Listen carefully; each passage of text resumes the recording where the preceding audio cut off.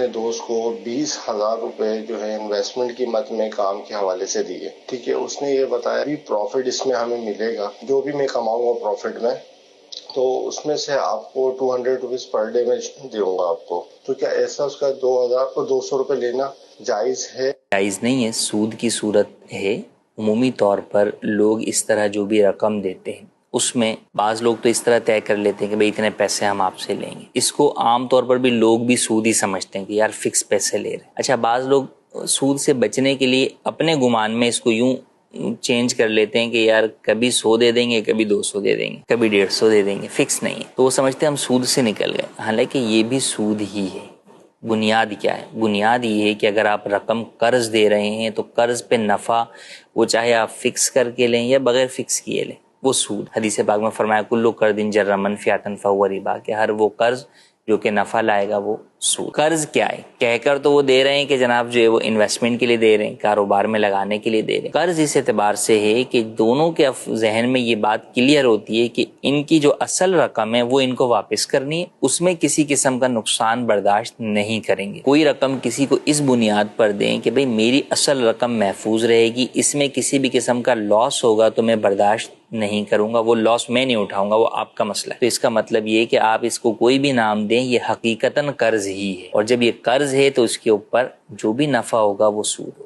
Partnership جو ہوتی ہے اس کی بنیاد ہی یہی ہوتی ہے کہ وہ پروفٹ اینڈ لاس, اور پروفٹ اینڈ لاس کا مطلب یہ نہیں ہے کہ صرف پروفٹ میں اپ اینڈ ڈاؤن کو آپ لاس سمجھ رہے ہیں, نہیں, بلکہ آپ کی اصل رقم بھی ڈوب سکتی ہے یا اس میں بھی کمی واقع ہو سکتی ہے نقصان کی صورت کے اندر. پارٹنرشپ کے اپنے اصول و ضوابط ہیں. اچھا, پھر پارٹنرشپ کے اندر بھی جو پرسنٹیج ہوتی ہے وہ فکس کی جاتی ہے. یہاں بھی ایک لوگوں کے ذہنوں میں کانسیپٹ یہ ہے کہ بھئی فکس تو سود ہے, حالانکہ اگر آپ شرعی اعتبار سے پارٹنرشپ کر رہے ہیں تو پھر پرسنٹیج فکس کرنا ضروری ہے. ہاں, وہ فکس اماؤنٹ میں نہیں کی جائے گی کہ 200 روپے یا 400 روپے یا 4,000 روپے, نہیں, وہ پرسنٹیج میں کی جائے گی. تو اب جو بھی نفع ہو, 5 روپے نفع ہوگا اور 50-50 طے تھا تو بھئی 2.5 روپے مل جائے گا. پارٹنرشپ میں نفع طے کرنا ضروری ہے اور پرسنٹیج میں طے کرنا ضروری ہے, ورنہ پارٹنرشپ بھی ناجائز ہو جائے گی. جب آپ قرض کے طور پہ رقم دیتے ہیں, پارٹنرشپ نہیں ہے, تو پھر ایسی صورت میں آپ نفع پرسنٹیج میں طے کریں, آپ نفع اماؤنٹ میں طے کریں, کسی بھی طرح طے کریں, یہ طے نہ کریں, بغیر طے کیے کہیں کچھ بھی جو ہے وہ دے دوں گا, یہ ساری صورتیں سود ہے. اچھا, اس میں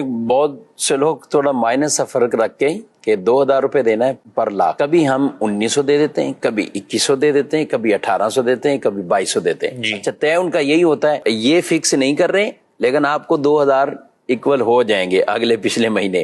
کتنا ہے کہ یعنی شیطان نے ان کو اس غلطی میں ڈال دیا, اسی میں پڑے ہوئے کہ یہ فکس نہیں ہے, بقیہ سب وہی کام کر رہے ہوتے ہیں. تو کسی سے اگر 1,00,000 روپے لیں, 2,00,000 روپے لیں, تو وہ سب سے پہلے اس کا سوال یہی نا کہ مجھے کیا ملے گا. جی, یعنی نارمل کوئی قرض دینے کے لیے تیار نہیں.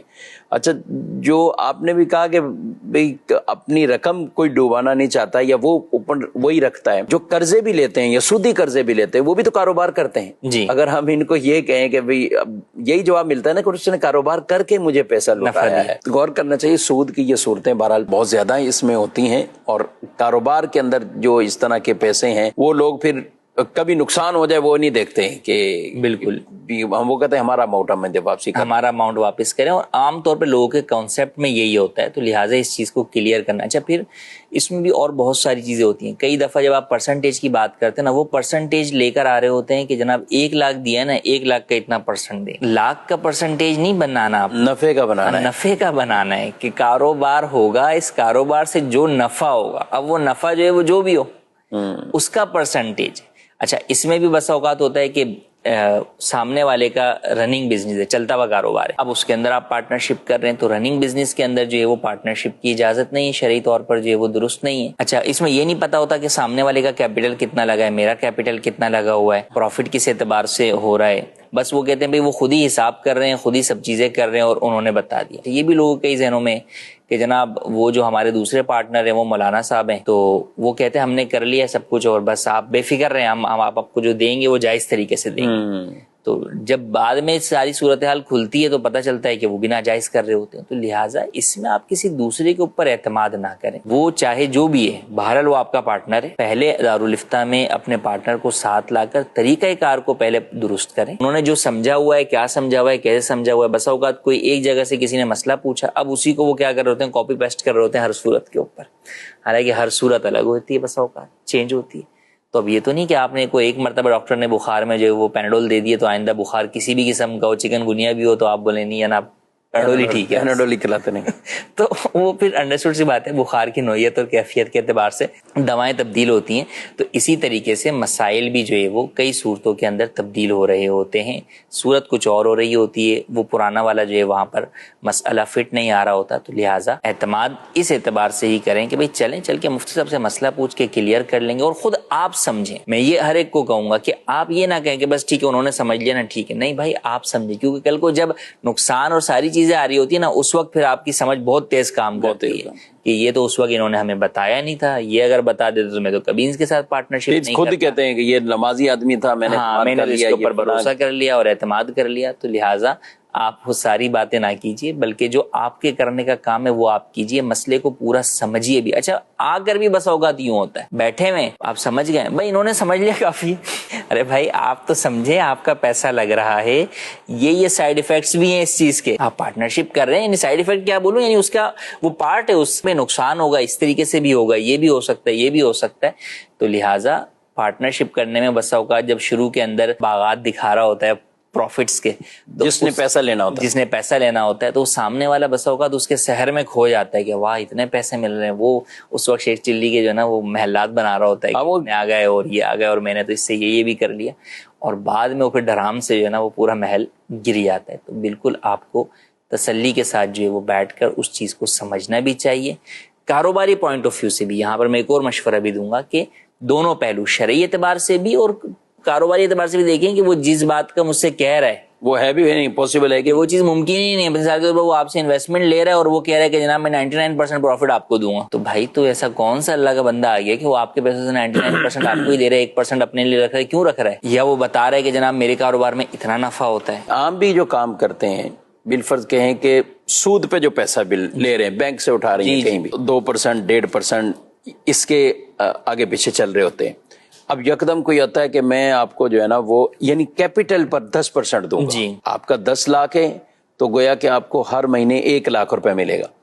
تو یہ آپ نے 10 لاکھ اگر اس کو دے دیے نا تو 2-3 مہینے شاید آپ کو وہ آپ کا ہی 1 لاکھ روپے آپ کو دے دے. اس کے بعد تو آپ کو ایسا رلائے گا کہ آپ کے 7 لاکھ روپے وہ 7 لاکھ وہ یہ بھی وہ چلے جائیں گے. اچھا اس میں کاروباری کبھی اس جھانسے میں نہیں آتا، اس کو پتہ ہے مارکیٹ میں کیا ہے، وہ فیلڈ میں یہ وہ ہوتے ہیں تنخواہ دار طبقہ ہوتا ہے، کسی بیچارے کو وہ پینشن ملی ہوئی ہوتی ہے، گریجویٹی ملی ہوئی. اچھا بیوہ عورتیں اس میں آ جاتی ہیں، کئی خواتین جو کاروبار نہیں کر سکتی ان کو بھی کوئی رشتہ دار یا کسی طرح بھی کسی نے کہہ دیا پیسے دے دو آپ کے لگا دیں گے، آپ کو اتنا نفع ملتا رہے. اتنے کیسز اس پر ناظرین کرام، اتنے لوگ پریشان ہوئے اور اپنا کیپٹل اپنا اصل سب کچھ ڈبو کے بیٹھے.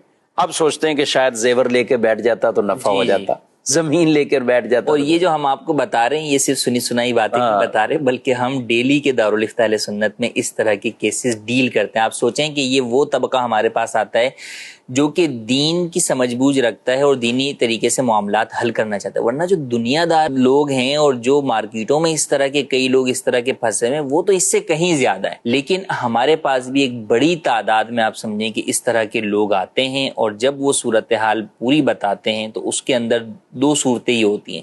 بعض لوگ تو اس طرح اپنی جو ہے نا وہ جمع پونجی ڈبا چکے ہوتے ہیں اور وہ بھی گناہ کی صورت میں ہی ہوتی ہیں، اور بعض ایسے ہوتے ہیں کہ وہ اگرچہ انہوں نے نفع کمایا ہوتا ہے لیکن وہ سود اور حرام کمایا ہوتا ہے، جس کی صورت میں ان کو حکم یہی دیا جاتا ہے کہ آپ کو صدقہ کرنا ہوگا، یا تو واپس کریں یا صدقہ کریں. یہاں پر دونوں حکم ہیں تو اس لیے صدقے کا بھی ان کو حکم بتایا جاتا ہے. اب وہ اس وقت سوچ رہے ہوتے ہیں کہ اب اتنے پیسے تو ہمارے پاس نہیں ہیں، تو ہم نے پچھلے 20 سال سے جو ہے وہ ہم کھا رہے ہیں، اگر یہ سارا ہم صدقہ ہی کریں گے تو ہمارے تو اصل رقم بھی اتنی نہیں ہے. تو وہ پھر آزمائش میں مبتلا ہوتے ہیں. ایسا بھی ہوتا ہے مصعب، آپ کو بھی تجربہ ہوگا، کل ڈیل کی ہے آج دارالفتہ ہے، یہ بھی ہوتا ہے. تو مشورہ یہی ہے کہ ڈیل کرنے میں جلدی نہ کریں، پہلے شرعی رہنمائی. آتا ایک بندہ ہے، اچھا اب اس کو کسی نے بول دیا، اس کے اچھا خود کہہ رہا ہوتا ہے میرے کو لگ تو رہا تھا کہ کوئی مسئلہ ہے مفتی صاحب، بس میں اسی لیے آج آ گیا ہوں آپ کے پاس. اچھا بھائی ڈیل کا کیا ہوا؟ وہ میں کل کر چکا ہوں، یا مہینہ پہلے کر چکا ہوں، میں اتنا نفع بھی میں اٹھا چکا ہوں. تو لہٰذا جہاں آپ بہت ساری چیزیں کرتے ہیں تو صبر رکھیں، تحمل رکھیں، پہلے شرعی رہنمائی. دارالفتہ آ جائیں، ملاقات کر کے مسئلہ پورا سمجھ لیں، جو آپ کو اس میں جائز طریقہ بتایا جائے اس طرف جائیے، ورنہ نہ جائیے.